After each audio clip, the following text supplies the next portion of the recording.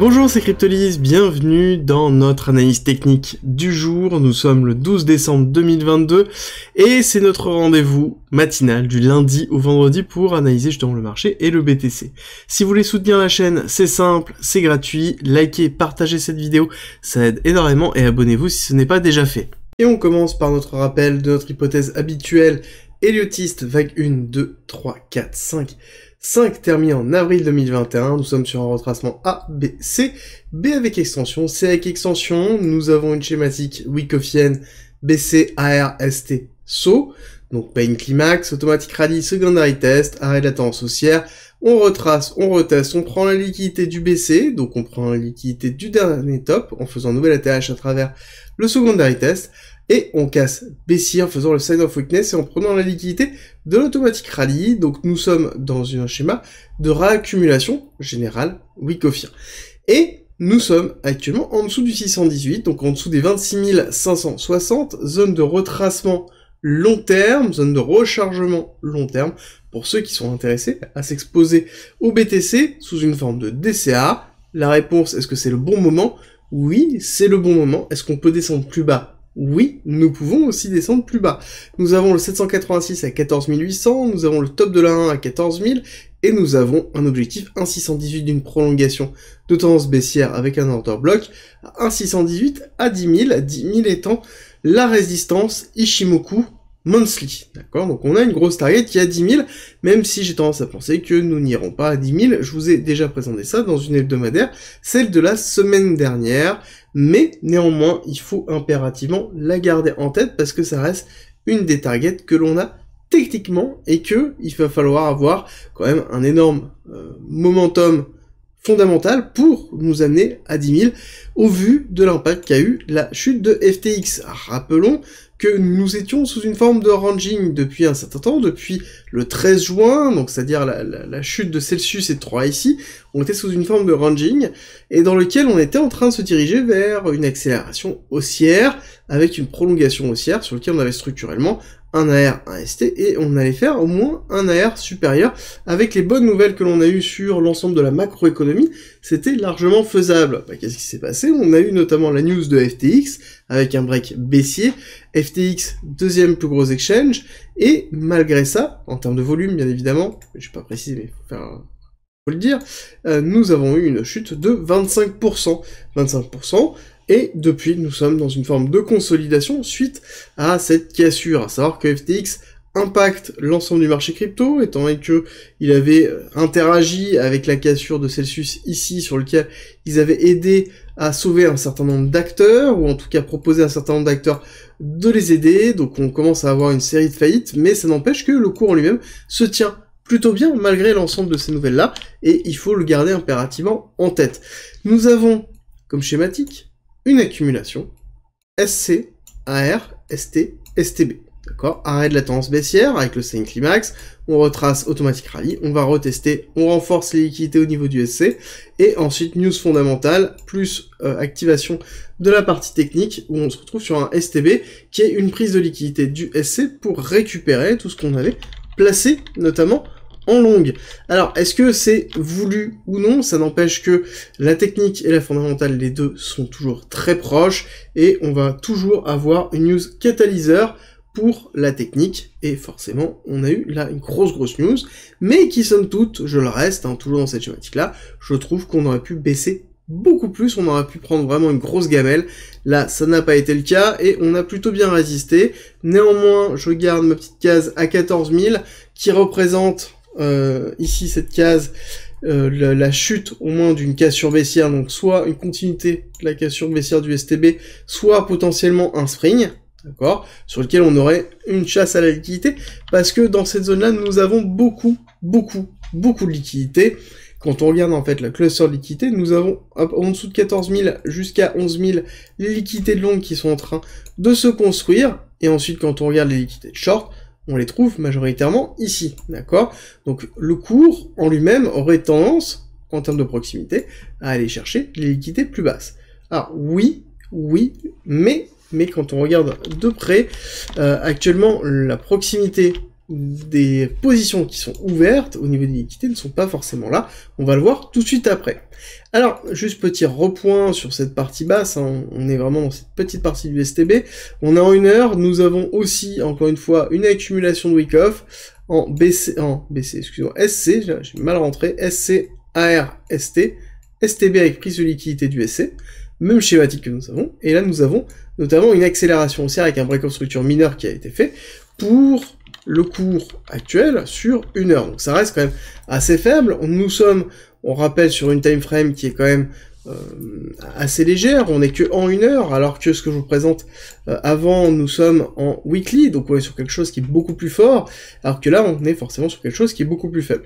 Néanmoins, ce qui est intéressant de voir, c'est que suite à cette prise de liquidité, on a eu la mise en place d'une accélération qui s'est soldée par une compression du week-end, qui a sur baissière short squeeze, nouvelle compression suite au week-end, accélération haussière cette fois-ci, donc sur lequel on est allé chercher tout de suite les shorts qui étaient positionnés, et ensuite on a break baissier, on a fait un retest, et là nous avons une cassure. Ce qui est intéressant de voir, c'est que là actuellement on est principalement sur de la chasse aux shorts, hein. Vraiment on est sur de la chasse aux shorts, parce que si on regarde ce que l'on a depuis déjà un certain temps, on va hop élargir un petit peu de façon à ce que vous ayez toutes les informations. Ce qu'on a depuis un certain temps, c'est systématiquement, on avait des compressions, des cassures baissières, short squeeze, compression, cassure baissière, short squeeze, compression, cassure baissière, short squeeze. Ici, quand nous sommes arrivés en haut du canal, d'accord, parce que nous avons ici une forme de ranging qui est mise en place, qui est liée principalement à la structure que nous avons depuis un certain temps, et on a eu, au lieu d'avoir un break baissier et un short squeeze, on a eu tout de suite un short squeeze parce qu'il y avait déjà une pression colossale baissière qui était effectif. Et là, qu'est-ce que l'on a? On a forcément une cassure baissière, mais qui a été déjà moins forte que ce qu'on a pu connaître, notamment dans cette zone-là, d'accord, ou ici. On avait quand même beaucoup plus de volatilité. Mais ce qui est normal, étant donné que on commence à arriver dans une zone de ranging, je rappelle que quand on est dans une zone de ranging, ça s'appelle une zone de neutralité, ce n'est pas pour rien. Ça veut dire que forcément on va avoir une neutralisation de la volatilité, et donc on va avoir quelque chose sur lequel on n'a pas de tendance, qui est effectif. Et c'est exactement ce que l'on est en train de voir, et c'est aussi une des raisons pour lesquelles on a toujours au début du mouvement plus de volatilité qu'à la fin. Et forcément on aura un regain de volatilité à partir du moment où on aura une reprise de la tendance, ou en tout cas une break suffisamment fort pour aller donner une impulsion forte à la tendance. Alors, l'autre point que je voulais donner qui est très important, c'est que ici, pareil, on a eu notre compression qui a eu lieu, ici, compression aussi, et nous avons eu un break baissier ici. Break baissier sur lequel on va zoomer, parce qu'il y a plusieurs points importants que je voulais vous donner dessus, c'est que ce break baissier, on est allé, oui, retest, combler plutôt une grosse partie de l'imbalance qui se trouvait ici, on a fait une extension par rapport à ça, une extension qui est quand même assez forte, et qu'il faut comprendre. Cette extension, alors je suis obligé de dézoomer parce que j'ai oublié de vous montrer ça, donc on va le faire de cette façon-là. Cette extension, il y a plusieurs éléments. Premièrement, il y a le mouvement total, donc quand je regarde, je fais un retracement de Fibonacci entre le STB et l'accélération, la fin de l'accélération haussière qui a été fait, on voit que là-dessus, on a eu une réaction qui s'est effectuée ici, qui correspondait justement au 6 niveaux de liquidité. On n'a pas eu de réaction, on n'a rien eu. D'accord? Ok. Par contre, si on regarde le mouvement, juste ce petit mouvement-là, donc c'est-à-dire le retracement structurel pour retravailler, on voit qu'on est en train de travailler le 618. D'accord? On a fait une petite extension, mais on est en train de retravailler le 618 du mouvement. Très intéressant de le noter, ça veut dire que ici nous avons deux possibilités. Soit nous avons une structuration qui est en train de se faire pour repartir à la hausse, d'accord? Donc ici on reteste, on repart et on fait une structure haussière pour avoir une grande structure ici haussière, ok, ça me paraît logique. Par contre, ça nous amènerait où en termes de target? Ça nous amènerait, hop, on prend cette accélération haussière, on prend le retracement, ça nous amène sur une target de 1 à 17 500, d'accord, 570, 17 600, qui correspond notamment au retracement, enfin en tout cas à la zone de résistance très forte, alors, je vais vous la montrer ici, zone de résistance très forte qui avait été laissée par le SC, d'accord, qui était la dernière zone dans laquelle on a le dernier point bas qui avait été laissé en juin, donc quelque chose qui a amassé énormément de liquidités durant cette partie-là et qui avait été break avec la casse du FTX, d'accord. Donc il y a une zone de résistance maintenant très très forte, et sur laquelle forcément on aura une énorme pression vendeuse quand on arrivera dessus, d'accord? Donc ça c'est important de le noter. Ici, on a quand même un appel de prix pour aller chercher potentiellement plus haut. Oui, mais pourquoi je vais là-dessus? C'est parce que, généralement, quand c'est comme ça, on aurait tendance à penser qu'ici, on a une distribution, avec une cassure baissière, donc on avait BC, AR, ST, SO, UT, cassure baissière, on a pris le saut, et là, on refait un retest pour une cassure baissière. Oui, mais normalement, on aurait dû avoir beaucoup plus de volume. Ici, on aurait dû avoir quelque chose qui était beaucoup plus agressif. Bah là, ça n'a pas été le cas. On s'est retrouvé sur quelque chose qui était, somme toute, assez faible, qui me fait penser que potentiellement, nous sommes dans un piège à short, dans lequel on est en train de structurer beaucoup de shorts, et quand on regarde les clusters de liquidité, c'est le cas. Court terme, nous avons énormément de shorts ici, donc dans cette zone de proximité, et énormément de shorts au-dessus de ce niveau-là. D'accord? Là, cette zone d'accumulation a accumulé énormément de longs dans lequel on est allé les récupérer, on a fait un long squeeze, et là on est en train de créer énormément de shorts. Alors que, structurellement, on va le regarder tout à l'heure dans order flow, on n'a pas quelque chose qui nous dit qu'on va shorter forcément. D'accord? On a quelque chose qui est plutôt majoritairement long. Alors c'est vrai que l'order flow nous donne une image globale, donc une représentation de la totalité des liquidités, donc c'est-à-dire des liquidités long terme, en haut et en bas, oui, donc nous donne pas l'image de la liquidité qui est en train de se positionner ici. Donc même si la totalité de l'order flow nous montre qu'on est plutôt sur du long terme, il faut prendre en considération que sur du court terme, ici on est plutôt sur du short, et donc on aurait plus une tendance à aller short squeezer, d'accord? Surtout que la cassure, encore une fois, n'est pas assez forte. Là, il n'y a pas assez de volume. On est déjà allé, regardez-moi ça, on est déjà allé très très bas au niveau du RSI, beaucoup plus bas que les actions précédentes. Enfin, beaucoup est toujours très relatif, mais en tout cas beaucoup plus bas que cette action baissière ici. Donc ça veut dire que, pour moi, là en termes de momentum, on n'arrive pas à casser baissier. On n'arrive pas à casser baissier, ce qui est normal parce que forcément, on a quand même beaucoup plus d'ordres qui se trouvent en achat, en spot ici, pour absorber, notamment dans le DOM, absorber la baisse du prix. Néanmoins, on est sur quelque chose qui ressemblerait, sous une forme de mise en place d'une accumulation ici, qui serait la représentation parfaite d'une réaccumulation dans laquelle nous avons une distribution, une accumulation pour repartir à la hausse, et aller prendre ce niveau-là, des 17 600, dans lequel certainement, ensuite, on aura une correction. À savoir qu'on n'oublie pas que nous avons beaucoup de nouvelles cette semaine. Nous avons l'IPC Core, donc nous avons les chiffres de l'inflation, nous avons les taux de la Fed, nous avons la minute du FOMC avec une intervention de Powell, nous avons ensuite tout ce qui est chiffre du chômage qui s'effectuera. Donc on a vraiment un condensé d'informations économiques, donc il est très probable aussi que on ne fasse pas de mouvement, on attende les premiers chiffres demain.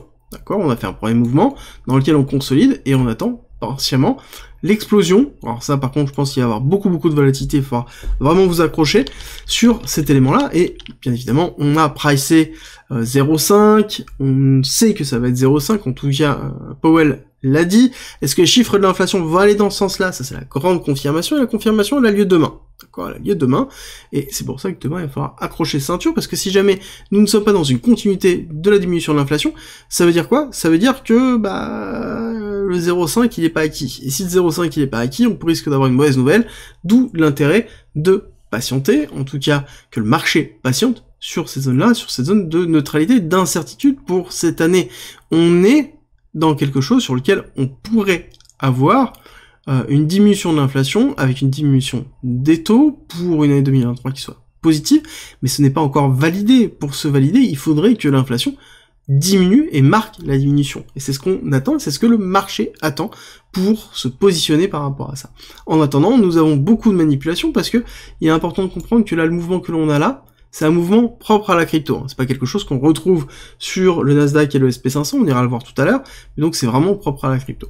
Alors, l'order flow intéressant dans le sens où nous avons un signe, c'est ce que je vous explique, c'est que majoritairement on est toujours long, que on a ici la mise en place qui est intéressante, c'est qu'on a une petite accélération de longue sur la descente, et ensuite on a eu ici une petite mise en place, je pense, de short sur une continuité de short, d'accord, et qui est très léger, ce qui peut représenter notamment le petit bloc de liquidité qu'on a trouvé justement juste au-dessus du retracement que l'on a. Mais néanmoins, on est sur la totalité des positions, majoritairement long.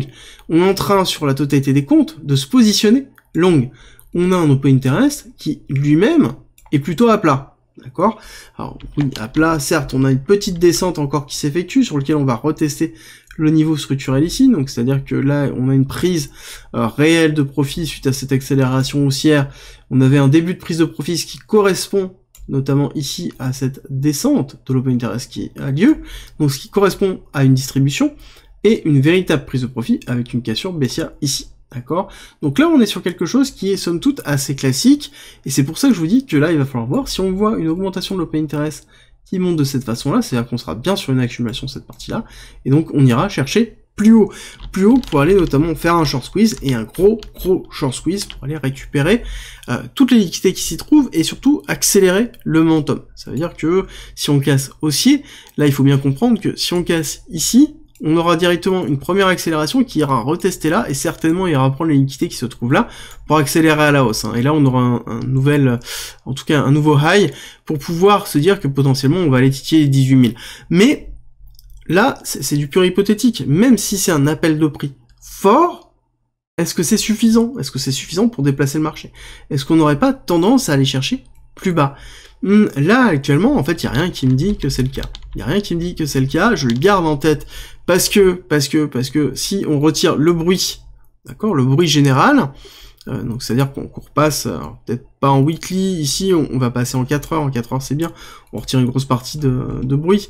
Si on retire le bruit, justement, d'accord, et qu'on considère que tout ça est un top, d'accord, tout ça est un point, bah, qu'est-ce qu'on a? On a accélération haussière, retracement, retest, donc ici on considère que c'est uniquement un top, on peut avoir un retest effectif par exemple avec une prise de l'inducement qui se trouve ici, potentiellement aller retester même bas, aller retester les 16 000, 15 800, pour ensuite repartir à la hausse, ce qui serait logique en termes de structure, pour aller retester les 18 000, on ne serait pas obligé d'aller aux 18 000 tout de suite, donc c'est pour ça que je vous dis que là, si on prend un petit peu de recul, on peut se considérer qu'on est juste dans une phase de consolidation et de distribution générique, pour une continuité baissière, soit baissière, soit un retest pour ensuite faire une accumulation et partir à la hausse.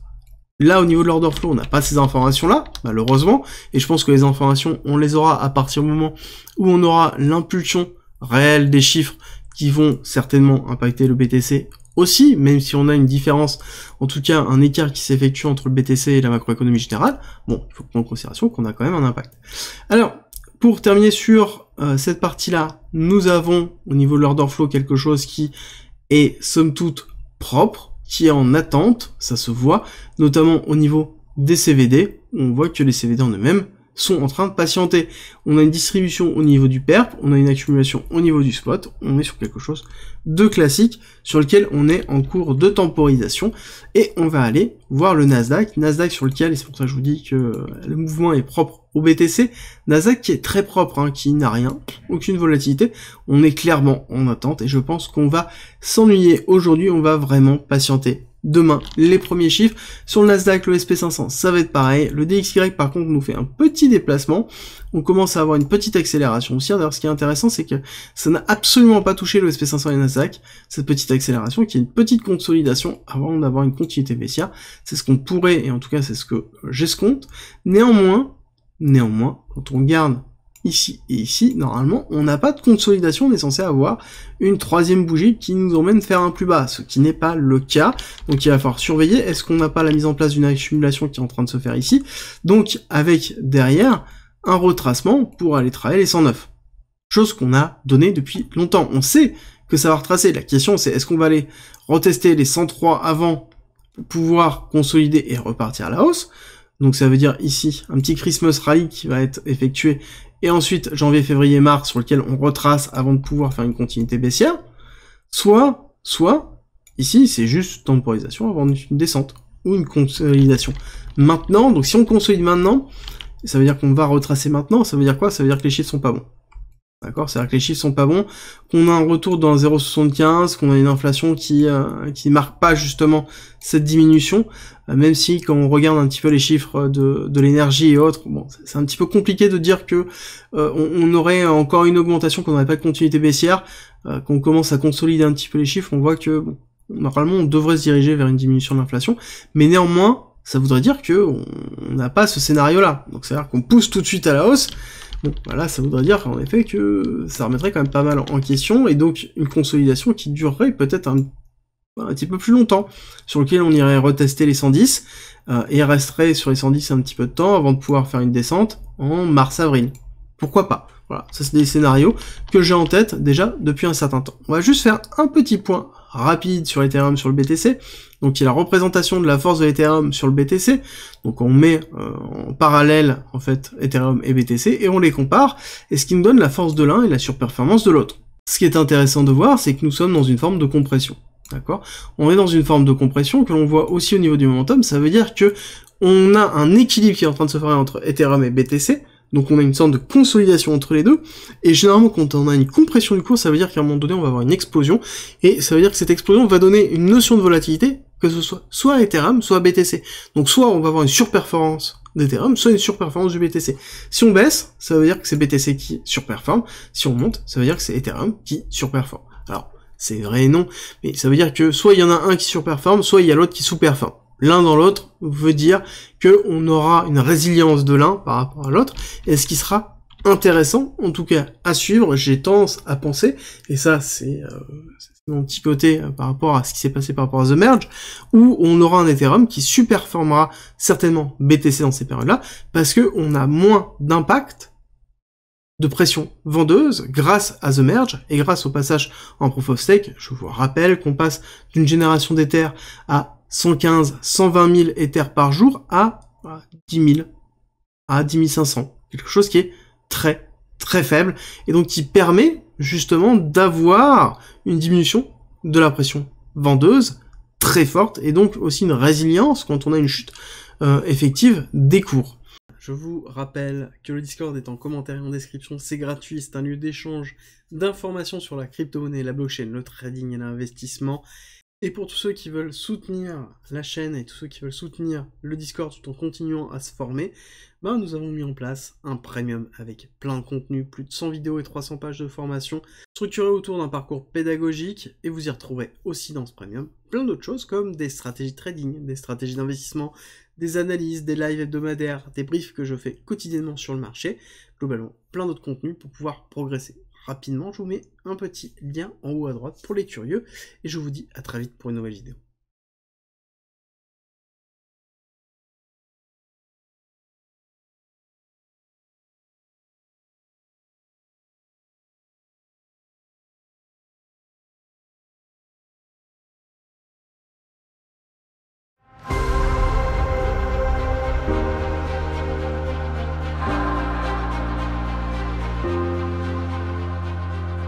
Si tu aimes mon contenu, n'hésite pas, partage, like, ça m'aide énormément, et rejoins-nous sur Discord.